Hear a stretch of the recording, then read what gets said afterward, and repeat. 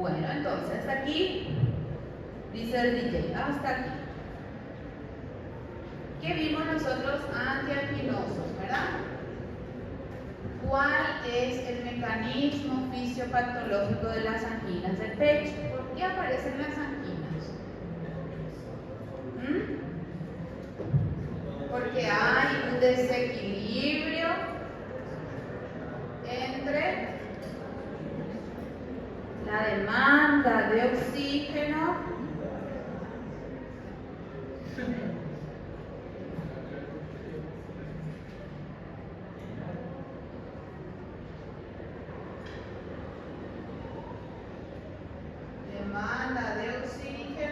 y el aporte de esta al corazón, ¿verdad? ¿De qué depende que aumente la demanda de oxígeno? Demanda aumenta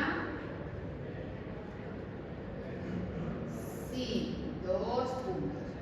Aumenta la frecuencia cardíaca, aumenta la contractilidad cardíaca, aumenta la tensión o distensibilidad de la pared ventricular. ¿Recuerdan? Y la tensión de la pared depende de la precarga y de la poscarga.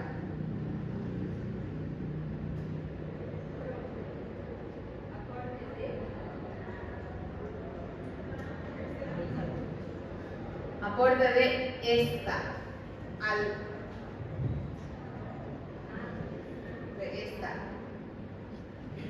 desequilibrio entre la demanda de oxígeno y el aporte de esta, o sea que de oxígeno, ¿sí? Muy bien. ¿Cómo clasificamos entonces aquí a nuestras anginas?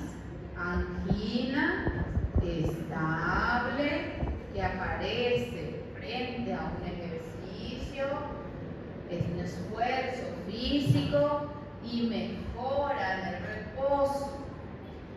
Angina inestable que aparece con el reposo y forma parte de los síndromes coronarios agudos, ¿sí? Y la angina vasoespástica de Prismetal, ¿sí? Bueno, ¿cuáles son ahora nuestros antianginosos? ¿Cuáles son nuestros fármacos antianginosos? Nitratos, beta bloqueantes, antagonistas de los canales, los principales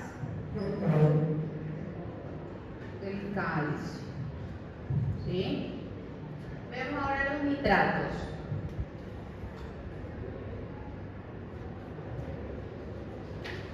Nitratos. Nitroglicerina, dinitrato de isosorbide, mononitrato de isosorbide, ¿sí? ¿Cuál va a ser su mecanismo de acción? Vasodilatación por producción de óxido nítrico.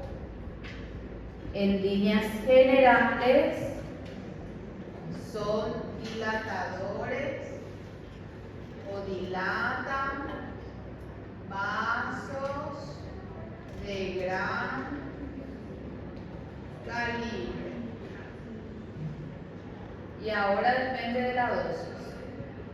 A dosis bajas, ¿qué tenemos?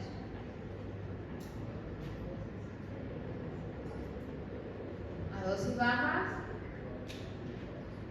¿cuáles vasos? Dilatan venas. Vamos a tener entonces venodilatación. a dosis altas,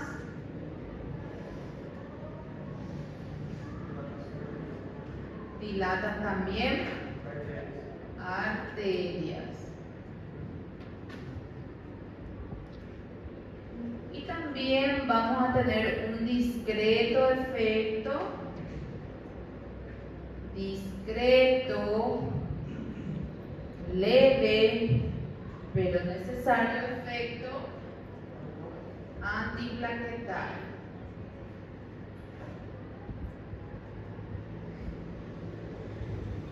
Porque inhibe la fosfodiesterasa. Bien.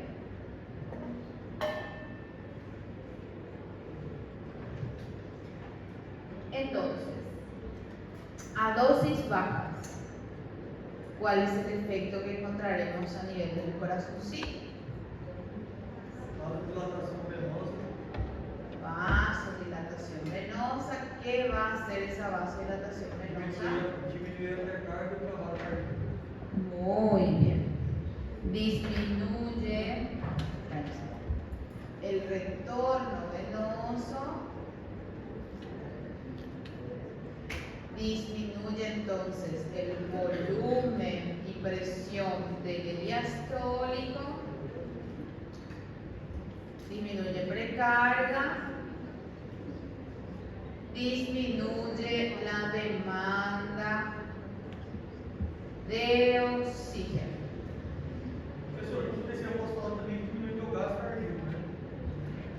También, exactamente, por eso disminuye tu demanda, ¿sí? Disminuye lo que gasta, ¿sí? Bueno, a dosis altas dilatamos arterias de gran calibre. ¿Qué vamos a tener? Disminución de la resistencia vascular, disminución de la poscarga. En un primer momento sería beneficioso porque disminuimos la tensión de la pared y la contractilidad, pero de forma crónica, al disminuir la PA, vamos a tener taquicardia refleja,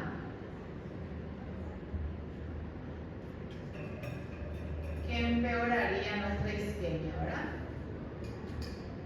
Y hay un síndrome que se ve muy característico, que es el de Bessel-Hellrich. ¿Por qué ocurre eso?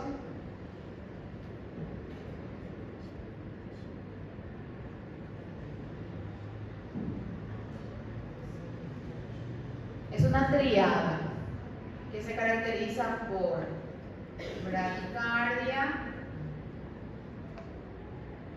hipotensión y vasodilatación.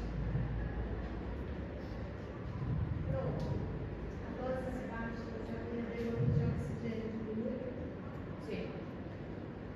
Disminuye la demanda de oxígeno, porque disminuye la precarga, porque disminuye el retorno venoso, disminuye la tensión de la pared, disminuye precarga, disminuye la necesidad de oxígeno.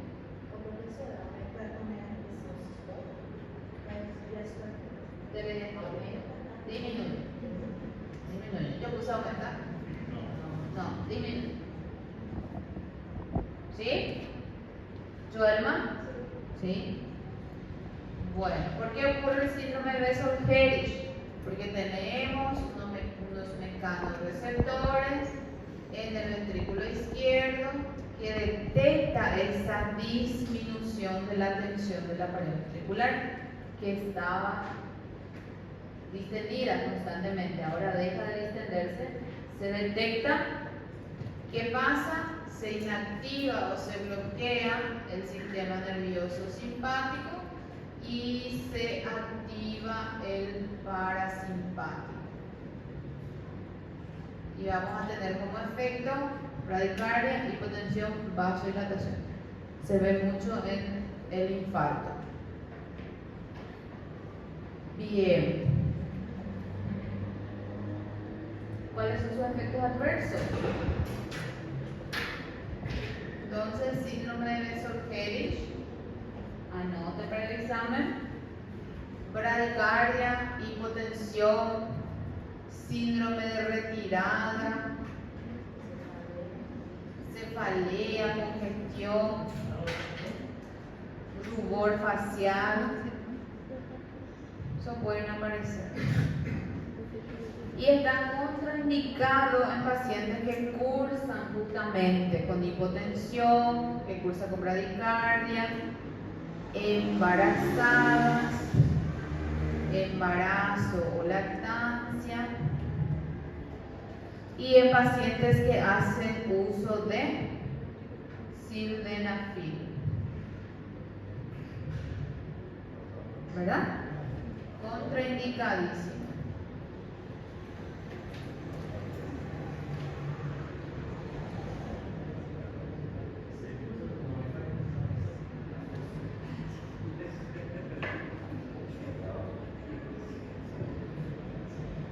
Toma. ¿Sí? ¿Cuáles son los otros fármacos? Beta bloqueantes, ¿verdad? Vamos a faltar un poquito de pizarrón, pero ¿cuáles son los beta bloqueantes? Propranolol, después metoprolol, atenolol, isoprolol, carvedilol, ¿verdad? Podemos utilizar entonces, dependiendo del contexto del paciente, elegimos el mejor beta bloqueante.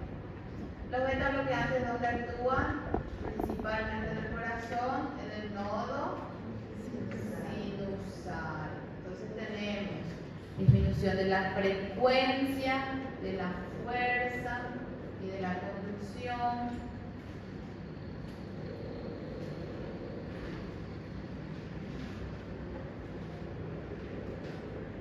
Más que el drogotropismo negativo, vamos a tener crono e inotropismo negativo. O sea que estamos actuando en el corazón específicamente. ¿Para qué? Para disminuir la demanda de oxígeno. Aquí actuamos sobre las coronarias con los nitratos, sobre las coronarias a dosis altas, arterias. Arterias, ¿cuáles? De gran calibre. ¿Podemos llegar a actuar sobre las coronarias? Casi nada. Con los beta bloqueantes actuamos como sobre coronarias. Con vasoconstrictor puede ser, dependiendo, ¿verdad? Pero no vamos a tener un efecto positivo. Entonces, el efecto es sobre el corazón. Disminuye la demanda de oxígeno, ¿sí? Muy bueno, se ha visto que con los beta bloqueantes disminuye la mortalidad en pacientes con IAM. Disminuye la mortalidad. Y con el calcio antagonista aumenta el riesgo de mortalidad frente a un infarto agudo miocardio. ¿Sí? Entonces, a llevar en cuenta eso. ¿Cuáles son los efectos adversos? Todo lo que es de los beta bloqueantes. ¿Cuáles son? Bradicardia. Después, hipotensión puede aparecer también. Bloqueos puede aparecer también. Principalmente auriculoventricular. Hipoglucemia. Broncoconstricción. Broncoespasmo. Hay que llevar todo eso en cuenta. Síndrome de la retirada también.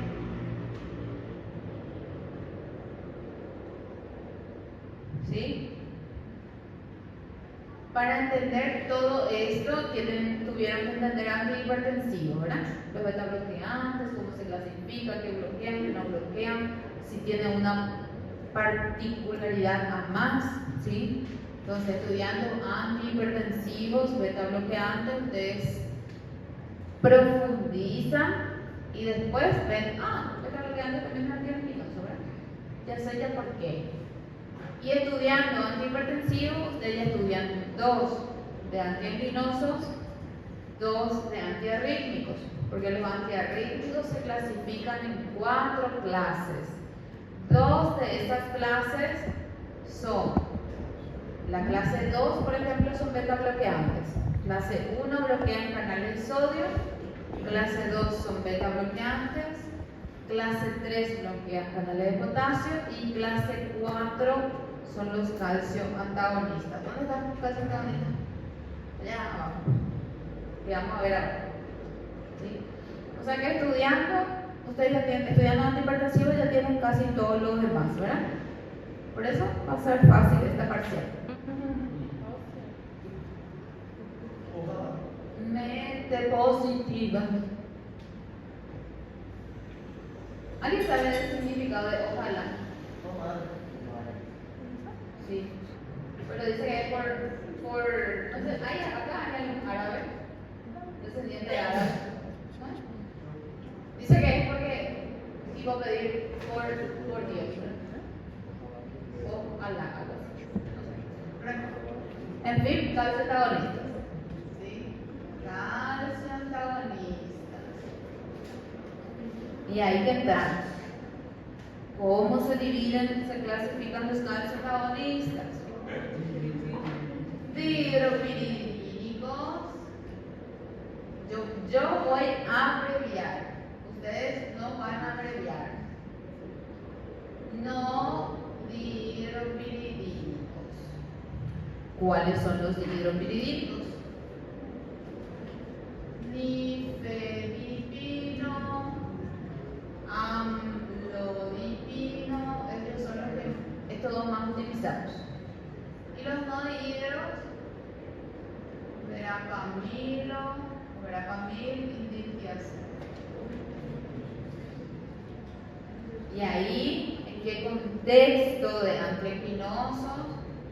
Depende si hay una enfermedad aterosclerótica o hay un vasoespasmo. ¿Verdad? ¿Cuál preferimos frente a una enfermedad aterosclerótica? Frente a una enfermedad aterosclerótica. ¿Dihidro o no dihidro? Dihidro. Ok. A ver.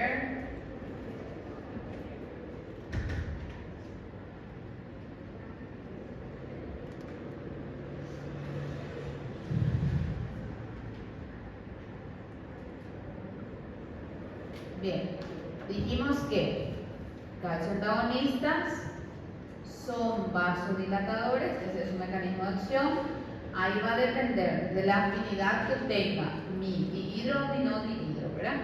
Mi dihidro tiene afinidad por la musculatura lisa vascular. ¿Cuál? Arteria. No dihidro va por miocardiocitos, va por nodo sinusal y auriculoventricular, pero también va por los vasos, ¿sí? Ahora, si utilizo un dihidropiridínico, el efecto va a ser netamente en los vasos, ¿verdad? No va a haber efecto en el corazón. ¿Por qué no va a haber efecto en el corazón? Porque no tienen afinidad. Va de 0 a 1 la afinidad que tiene sobre el corazón, los dihidros. Entonces, ¿qué va a pasar? Se van a dilatar las arterias, hablando entre ellas de las coronarias, y aquella arteria que está enfermita, que tiene una afectación aterosclerótica, se dilatan menos que las que están sanas, ¿sí? Porque pierden la capacidad para dilatarse. ¿Y dónde creen que irá ese flujo sanguíneo? Hacia las que están más dilatadas. Más sangre irá hacia la que está más dilatada y menos hacia la que ya tiene una obstrucción propiamente en esa arteria. va a disminuir el flujo sanguíneo, puede empeorar la isquemia. A eso nosotros le llamamos robo coronario. Y vuelvo a preguntar, ¿en cuál de los dos vamos a dar un dihidropiridínico entonces? O mejor, la pregunta mejor, frente a una enfermedad aterosclerótica, ¿cuál vamos a dar? No dihidro. ¿Por qué? Porque vamos a actuar en el corazón, vamos a disminuir la necesidad de oxígeno y el aporte va a ser suficiente. Ahora, si tengo una enfermedad vasoespástica aquí, es que voy a borrar otra vez.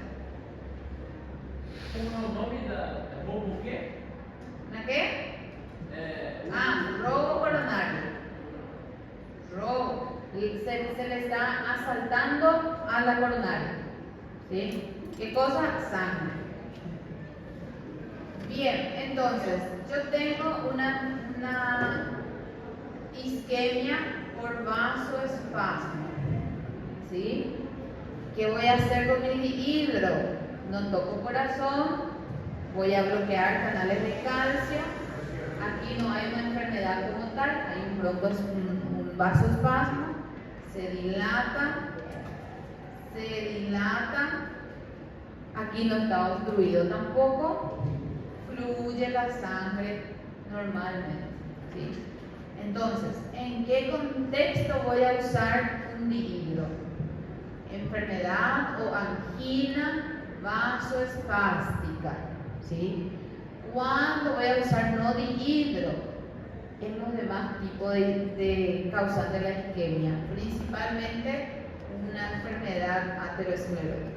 Professor, quando a enfermidade é aterosclerose, a no dihidro está fazendo praticamente uma função do mesmo nitrato, só que agindo por outro mecanismo. Mas Exatamente. a finalidade é a mesma. Exactamente. ¿Cuál es la finalidad? ¿Y cuál es la finalidad? Precisar dilatar tanto o coração e não precisar tanto de demanda oxigenada. Demandar, o sea que disminuir la demanda de oxígeno. Ese es el fin.